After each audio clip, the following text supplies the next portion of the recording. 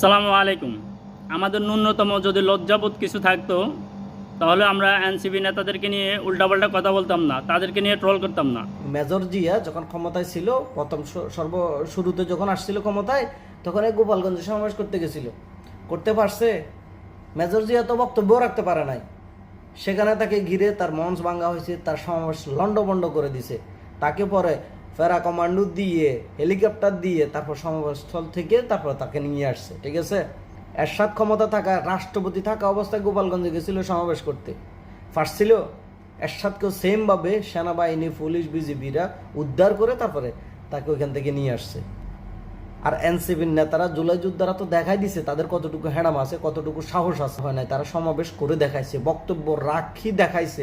সেখানে মুজিববাদের বিরুদ্ধে স্লোগান দিয়ে, মুজিববাদ মুর্দাবাদ এই স্লোগান দিয়ে তারপরে তারা সমাবেশ শেষ করছে। তারা অতীত ভুলে গিয়েছে, অতীত মনে নাই, এই জন্য এখন বর্তমানে এনসিপির নেতাদেরকে নিয়ে উল্টাপাল্টা কথা বলতেছে। যাদের অতীত মনে থাকে না তারা বর্তমানে আর কি বলবে।